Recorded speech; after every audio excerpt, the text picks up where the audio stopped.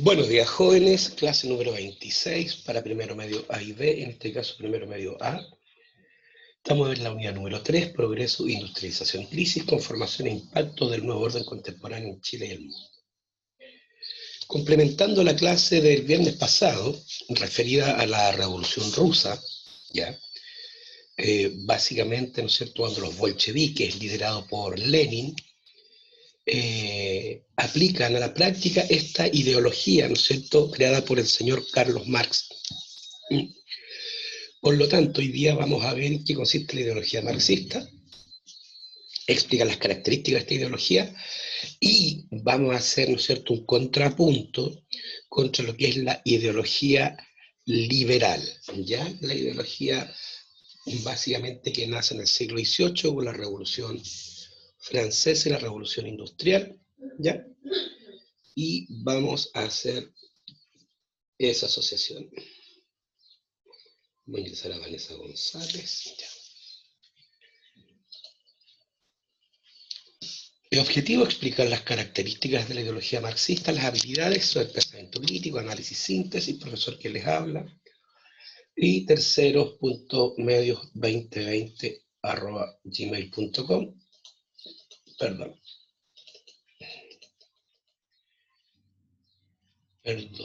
este correo no corresponde, ¿no es cierto?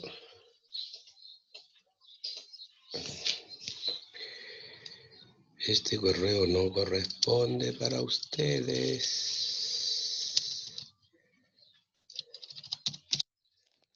¿Ya? Este correo no corresponde para ustedes. Ustedes son primero medio. Este es profesor.9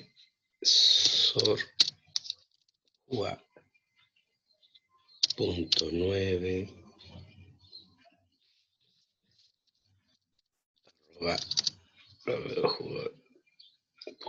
9.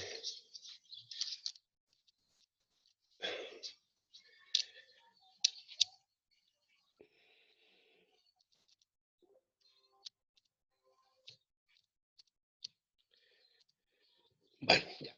Ahí ustedes saben cuál es. Bien. Nuestra economía, chicos, es una economía de libre mercado, ¿ya? Es una economía de libre mercado. ¿Qué significa eso? Significa, ¿ya?, que el problema económico lo arregla el mercado a través de la ley de la oferta y la demanda. ¿Qué es esto? Ya lo vamos a ver. Recordemos, la economía estudia el problema económico, es decir, cómo satisfacer necesidades ilimitadas con bienes o recursos escasos. Para tratar de responder a esta pregunta, ¿no es cierto?, se plantean tres preguntas más. Pero recordemos, la necesidad, ¿no es cierto?, es toda aquella falta o carencia, ¿no es cierto?, que nos obliga, ¿no es cierto?, a satisfacerla. Los bienes son todos aquellos elementos que sirven para satisfacer una necesidad, y los recursos son aquellos elementos que se encuentran en la naturaleza y que nos permiten satisfacer necesidades una vez elaborados.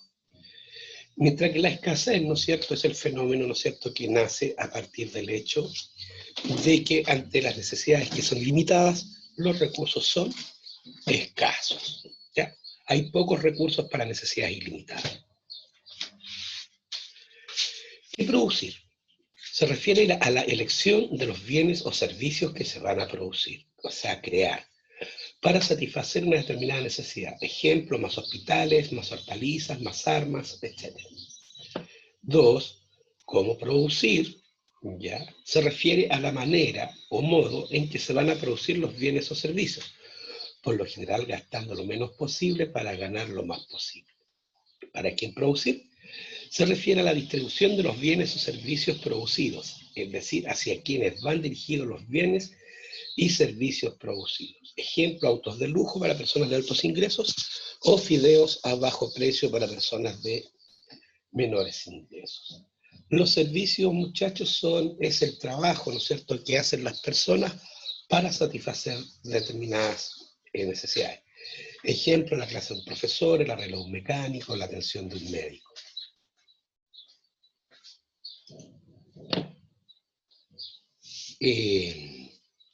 Hasta aquí, muchachos, ¿alguna pregunta?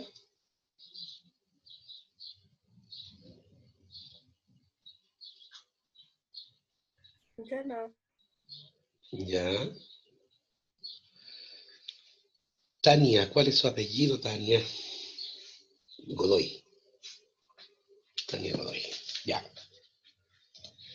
No hay preguntas, entonces. En la economía del libre mercado como la nuestra, muchachos, el problema económico lo resuelve el mercado. ¿Qué es el mercado? Es el lugar donde se encuentran compradores y vendedores a través de la ley de la oferta y la demanda. La demanda se entiende como la cantidad de personas dispuestas a comprar un bien o un servicio en el mercado, compradores. La oferta se entiende como la cantidad de bienes y servicios presentes en el mercado, vendedores. El precio es el valor en dinero de un bien o un servicio. ¿Cuáles son los postulados básicos de la ley de la oferta y la demanda? 1. Cuando la demanda, es decir, los compradores, ya excede a la oferta vendedores, se produce escasez del producto y el precio tiende a aumentar. Por ejemplo, en pescados y mariscos en Semana Santa. 2. Cuando la oferta, es decir, los vendedores, excede a la demanda, a los compradores, hay abundancia del producto, por lo tanto el precio tiende a disminuir. Ejemplo, las mascarillas cuando pase la pandemia ya no van a estar en 1.000 ni 500 pesos, sino que van a estar a los 80 pesos que valían antes de la pandemia. 3. Cuando la demanda iguala a la oferta, el precio tiende a estabilizarse. Esto se llama precio de equilibrio. Mercado. Entonces, mercado es el lugar donde intermedian, donde se juntan los que demandan, los que compran, y los que ofrecen, los que ofertan, es decir, los vendedores. ¿Ya? Este es el mercado. Si hay muchas personas que vendan un mismo producto, el precio va a bajar. Si hay muchas personas que quieran comprar un mismo producto, el precio va a subir. Ley de oferta y demanda. Entonces, chicos, en una economía de libre mercado, el problema económico lo resuelve el mercado a través de la ley de la oferta y la demanda. Desde esta perspectiva, entonces, ¿qué producir? Lo que las personas necesiten, alimentos, herramientas, etc. O quieran consumir, drogas, alcohol. ¿Cómo producir? Invirtiendo lo menos posible para ganar lo más posible. La búsqueda de la ganancia, utilidad y o lucro personal es la esencia de este sistema económico, el nuestro. ¿Para quién producir? Para los que puedan consumir, es decir, para los que puedan comprar. ¿Ya? Consumir es comprar un bien o un servicio, eso es consumir.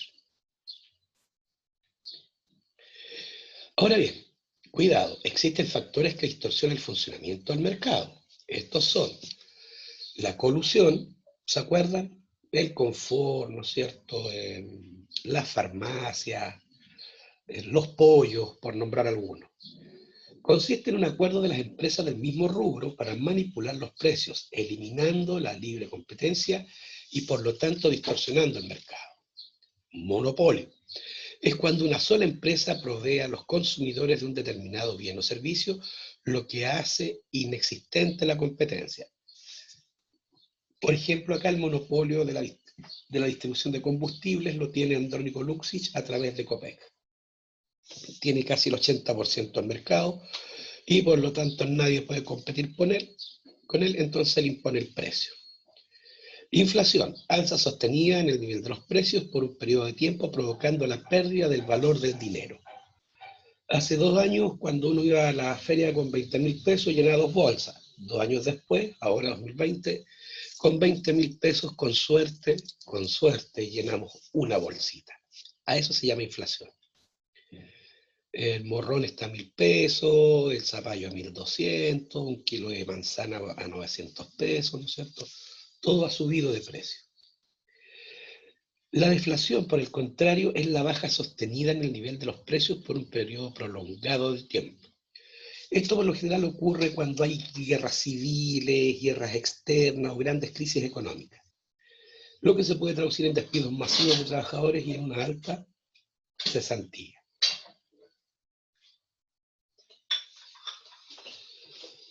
Antonella Riquelme, para de ingresar. Ya. Bien, después que hicimos un repaso entonces de la economía libre de mercado, vamos a ver cuáles son los planteamientos de la ideología marxista. Lo primero que vamos a decir de la ideología marxista es que es un sistema filosófico, político y económico basados en las ideas de Karl Marx, 1818-1863, este señor de barbita que está acá, y de Friedrich Engels, este señor de barba que está acá, que nace en 1820 y muere en 1895. Rechaza el capitalismo, es decir, la economía de oferta y demanda, y defiende la construcción de una sociedad sin clases y sin Estado. Aporta un método de análisis conocido como el materialismo histórico e influyó en movimientos sociales y en sistemas económicos y políticos hasta, ¿no es cierto?, fines del siglo XX, hasta fines del siglo pasado. Vamos viendo cuáles son las ideas de este señor que se llama Karl Marx. Karl Marx desarrolló su sistema político y económico en dos libros. A, el manifiesto del Partido Comunista, junto a Engels en 1848, y B, el Capital, en 1867, donde desarrolla, ¿no es cierto?, su teoría económica. Lo que vemos acá abajo ya es un cuadro del pintor italiano Giuseppe Pellizza, cuadro que se llama El Cuarto Poder, fue pintado en 1901, y es un tributo a los proletarios del mundo, ¿ya? Aquellas personas que solamente tienen su fuerza de trabajo para transar en el mercado y numerosos hijos, de allí su nombre de proletarios. Prole en latín es hijos. Contexto. Karl Marx vivió entre el año 1818 y 1883 en Alemania e Inglaterra, en plena revolución industrial, y por lo tanto fue testigo de la llamada cuestión social, es decir, las condiciones de miseria y desamparo en las que vivieron los trabajadores urbanos industriales en las principales ciudades de Europa. Estas condiciones se manifestaron en la falta de vivienda, desamparo laboral, enfermedad, analfabetismo, delincuencia, prostitución y trabajo infantil. Ya. Es la etapa más dura del inicio del capitalismo, muchachos, ya, de la revolución industrial, eso te vieron el año pasado.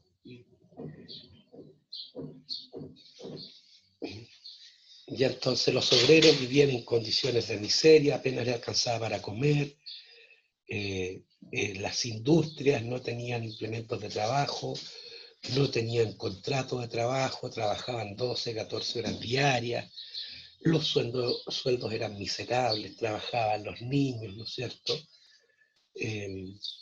Había mucho alcoholismo, violencia, prostitución, delincuencia, ¿ya? En el mundo de los explotados y de los oprimidos por los capitalistas, según plantea, ¿no es cierto?, el marxismo. En este contexto de miseria de los trabajadores europeos de mediados del siglo XIX, Marx desarrolla sus ideas, las que básicamente son cuatro. 1. La lucha de clases. Marx plantea que siempre ha habido en la historia de la humanidad ricos y pobres, ya sea en la edad antigua, en la edad media o en la edad moderna.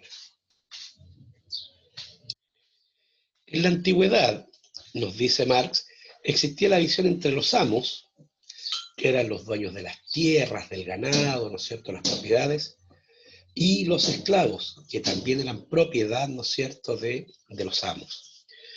A este tipo de sociedad él le denominó una sociedad esclavista durante la antigüedad.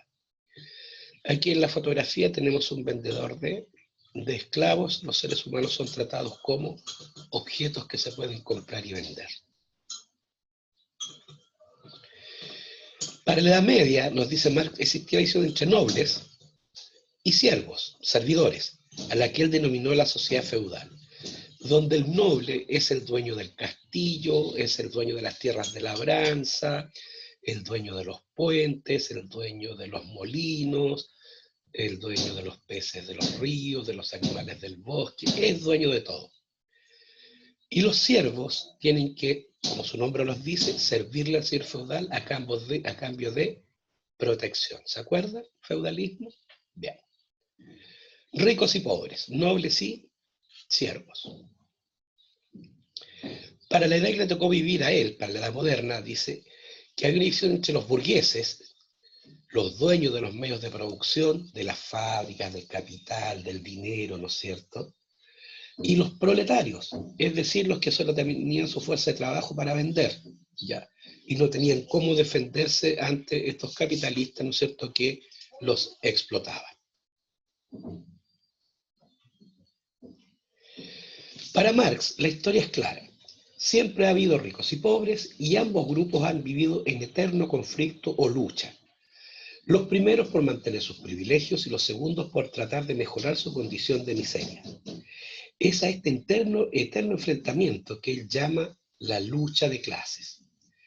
La condición que mantiene esta situación es, según Marx, la propiedad privada de los medios de producción, es decir, todos aquellos elementos que permiten crear bienes y o servicios, dinero, máquina, herramienta, tierra de cultivo, por ejemplo. De aquí se aprende la segunda idea, la plusvalía. Aquí tenemos una caricatura, ¿no es cierto?, de un capitalista con unas manos exageradamente grandes para tomar todo el dinero que estos proletarios famélicos y cadavéricos le entregan al dueño del capital. Ya esta caricatura, ¿no es cierto?, básicamente ironiza la explotación de las personas que tienen dinero, los dueños de las industrias, las fábricas, con los trabajadores, ¿no es cierto?, a los cuales explotan. La segunda idea de Marx es la plusvalía. Marx plantea que la propiedad privada de los medios de producción hace que los propietarios de estos se queden con el valor que agrega cada uno de los trabajadores al bien final. En otras palabras, sería la diferencia entre lo que el trabajador produce y lo que se le paga. ¿Ya? La tercera idea es la revolución del proletariado. La solución que propone Marx es que los proletarios, trabajadores, se unan y dirigidos por el Partido Comunista, creado por él en el Manifiesto del Partido Comunista en 1948, comiencen una revolución para eliminar a la burguesía y así tomar la propiedad de los medios de producción, las cuales serán propiedad del Estado. Es decir, una estatización, traspasar las empresas que pertenecen a personas privadas al Estado. Y la cuarta idea es la dictadura del proletariado. Una vez eliminada la burguesía, los trabajadores instaurarán la dictadura del proletariado, el gobierno de los trabajadores, el cual tomará la dirección y producción de las empresas del Estado, los medios de producción, para satisfacer las necesidades de las personas en medida de sus requerimientos. A fin de cuentas, lo que busca el marxismo es la justicia en el sentido platónico, es decir, del filósofo Platón, es decir, dar a cada quien lo suyo.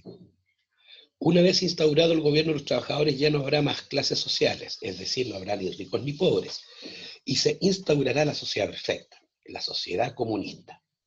El primer país que adoptó este modelo fue Rusia en la Revolución de Octubre del año 1917 al mando de Vladimir Ilich Ulyanov, más conocido como Lenin. Lenin aplicó en la práctica, en la Rusia de los zares, todas las ideas que acabamos de resumir, ¿ya? La eliminación de la lucha de clases, ¿no es cierto?, la revolución del proletariado, la instauración de la dictadura del proletariado, la estatización de las empresas, de los bancos, de las tierras que pasaron en manos del Estado, y por lo tanto el control estatal de la economía.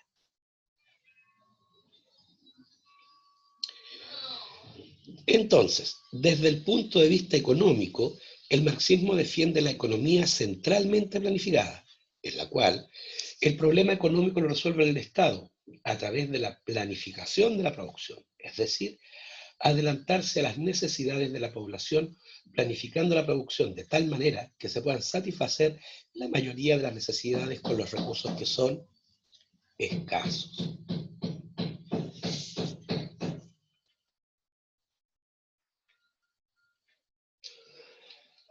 Entonces, en una economía centralmente planificada o socialista, el problema económico lo resuelve el Estado a través de la planificación de la producción. Desde esta perspectiva, entonces, ¿qué producir? Los bienes y servicios de primera necesidad: alimentos, vestuarios, salud, educación, viviendas. ¿Cómo producir? Invirtiendo lo menos posible para producir lo más posible, para satisfacer la mayor cantidad de necesidades con los recursos escasos. Es la esencia de este sistema económico. ¿Para quién producir? Para todos. ¿Ya? Para todos. Y a quien necesite más, se le dará más; a quien necesite menos, se le dará menos. En conclusión, la ideología marxista nace en Europa a mediados del siglo XIX. Es en el contexto de la revolución industrial y sus consecuencias sociales, la llamada cuestión social. El marxismo básicamente plantea 4 ideas claves: la lucha de clases, la plusvalía, la revolución proletarial y la dictadura proletarial. Desde el punto de vista político, plantea una dictadura proletaria como forma de gobierno. Desde el punto de vista económico, plantea una economía centralmente planificada. Desde el punto de vista social, plantea una sociedad sin clases, la sociedad perfecta, la sociedad comunista. El valor que sustenta esta ideología es la búsqueda de la justicia.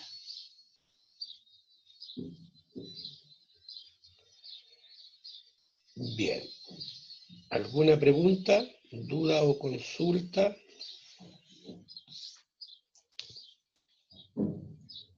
No, yo no. No. No. Consultas.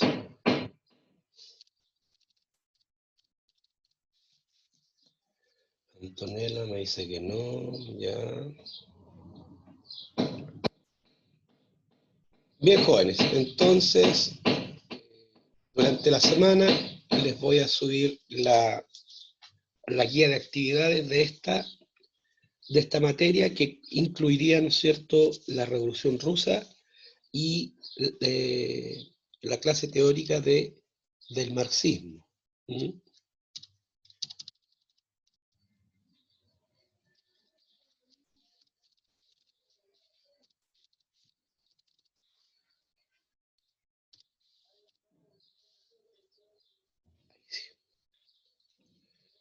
Bien, no se me arranquen, chicos. Vamos a dejar de grabar.